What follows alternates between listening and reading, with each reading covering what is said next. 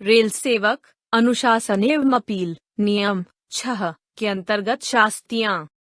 Rail सेवक अनुशासन एवं अपील नियम 1968 के नियम 6 के अनुसार उचित एवं पर्याप्त कारणों के होने पर निम्नलिखित दंड दिए जा सकते हैं।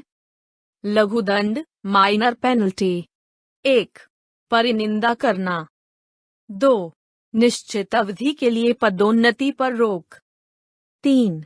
रेल सेवक की असावधानी अथवा आदेशों की अवहेलना के कारण रेल को हुई आर्थिक क्षति के संपूर्ण या किसी भाग की उसके वेतन से वसूली, जिसके अंतर्गत अ.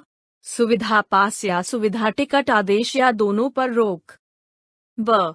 3 साल से कम अवधि के लिए समय वेतनमान के निचले स्तर पर वेतन के बिना किसी संचित प्रभाव से अवनति जिसका पेंशन पर प्रतिकूल प्रभाव न पड़े। 4. निर्धारित अवधि के लिए वार्षिक वेतन वृद्धियों पर इस अतिरिक्त निर्देश के साथ रोक का दंड की अवधि के बाद इस रोक का अगली वेतन वृद्धियों पर प्रभाव पड़ेगा अथवा नहीं। दीर्घ दंड मेजर पेनल्टीज। 5. उपरोक्त उपवाक्य 3 ब के उपबंधों को छोड़कर एक निश्चित अवधि के लिए समय वेतनमान के किसी निचले स्तर पर वेतन में अवनति इस निर्देश के साथ की अवधि के समाप्त होने पर उसका अगली वेतन वृद्धियों पर प्रभाव पड़ेगा अथवा नहीं। 6. शास्ति के आदेश में विनिर्दिष्ट अवधि के लिए वेतन काल वेतनमान में अवनति उस पद या सेवा में जिसमें वह अवनत किया गया था, जो उस रेल सेवक की ऐसी विनिर्दिष्ट अवधि के दौरान ऐसे समय वेतनमान पद या सेवा जिसमें वह पदावनत हुआ था में पदोन्नति के लिए एक प्रतिबंध वर्जन के रूप में होगी। इस निर्देश के साथ की विनिर्दिष्ट अवधि के समाप्त हो जाने पर पदोन्नति पर क्या प्रभाव होगा? क. समय वेतनमान ग्रेड पद या विनिति की अवधि रेल सेवक की भविष्य की वेतन वृद्धियों को स्थगित करने के लिए लागू होगी और यदि ऐसा है तो किस सीमा तक और ख. रेल सेवक उच्चतर समय वेतनमान ग्रेड पद या सेवा में अपनी मूल वरिष्ठता पुनः प्राप्त करेगा। 7. अनिवार्य सेवा निवृत्ति। 8. सेवा से पदच्युति अर्थात रिमूवल फ्रॉम सर्विस, जो सामान्यतया भविष्य में भारत सरकार अथवा रेल प्रशासन के अधीन पुनः नौकरी पाने के लिए अयोग्यता नहीं मानी जाएगी। 9. बर्खास्तगी अर्थात डिसमिसल फ्रॉम सर्विस, जो सामान्यतः भविष्य में भारत सरकार अथवा रेल प्रशासन के पुनः नौकरी पाने के लिए अयोग्यता मानी जाएगी। नोट 1. यदि किसी रेल सेवक के द्वारा ऐसा कोई कार्य किया जाता है अथवा कोई कार्य करने में अवहेलना की जाती है जिसके फलस्वरूप रेलगाड़ियों की टक्कर हो गई हो या होने की संभावना रही हो तो उसे पदच्युति मद संख्या 8 अथवा बर्खास्तगी मद संख्या 9 में से कोई एक सजा अवश्य दी जाएगी और यदि इन दोनों में से कोई सजा नहीं दी गई है तो ऐसा करने के कारणों का उल्लेख किया जाना आवश्यक होगा।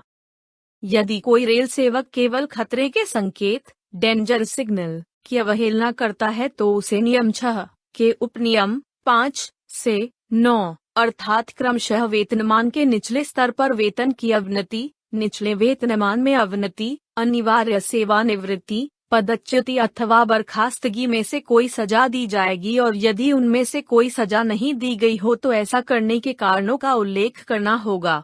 2. साथ ही यदि कोई रेल सेवक अपनी आय के ज्ञात स्रोतों से अधिक संपत्ति रखने का दोषी पाया जाए या अपने सरकारी पद के द्वारा किए गए किसी कार्य के बदले विधि सम्मत पारिश्रमिक के अलावा अन्य कोई धनराशि प्राप्त करने का दोषी पाया जाता है तो उसे उपनियम 8 या उपनियम 9 के अंतर्गत कोई दंड दिया जाएगा और यदि इन दोनों में से कोई दंड न दिया गया हो तो ऐसा करने के कारणों का उल्लेख करना होगा। 3.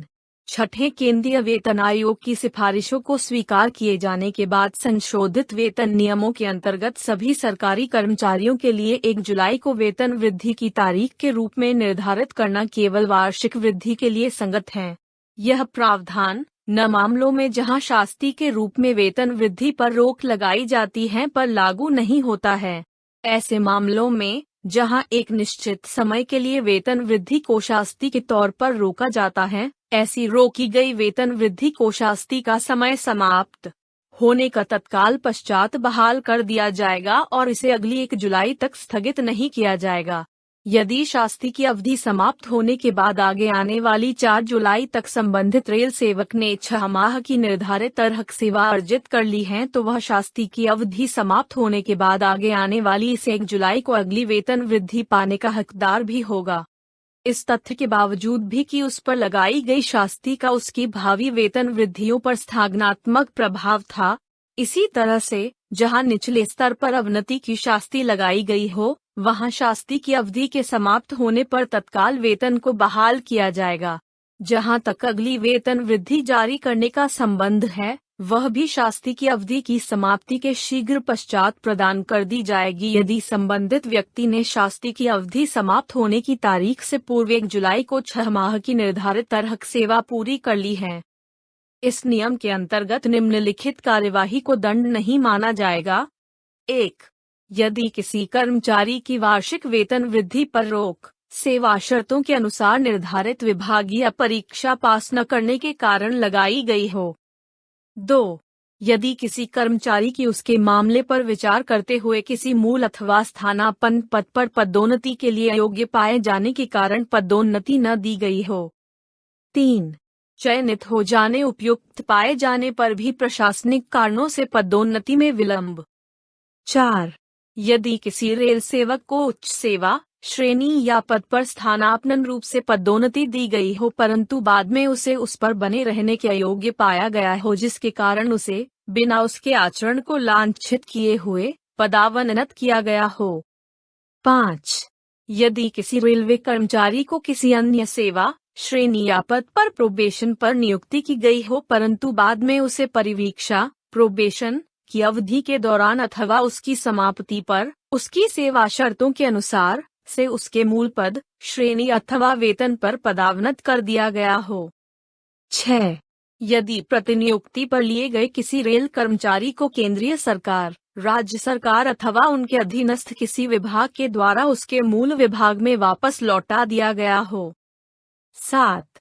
अधिवार्षिकता सुपरएन्युएशन अथवा सेवानिवृत्ति की निर्धारित शर्तों के अनुसार अनिवार्य सेवानिवृत्ति दे दी गई हो। 8. निम्नलिखित कारणों से की गई सेवा मुक्ति टर्मिनेशन को दंड नहीं माना जाएगा। अ. परिवीक्षा अवधि के दौरान अथवा उसके समापन पर परिवीक्षा से संबंधित नियमों अथवा निर्देशों के तहत की गई सेवा समाप्ति। ब. रेल सेवा संहिता के जिल्द 1 नियम 149 के अनुसार किसी अस्थायी रेल सेवक की सेवा समाप्ति। स. किसी करारनामे की शर्तों के तहत की गई सेवा समाप्ति। 9. निम्नलिखित दशाओं में की गई पदमुक्ति डिस्चार्ज को दंड नहीं माना जाएगा। अ. शारीरिक उपयुक्तता के वांछित स्तर के अनुसार न पाए जाने पर। ब. कर्मचारियों की संख्या में कटौती किए जाने पर।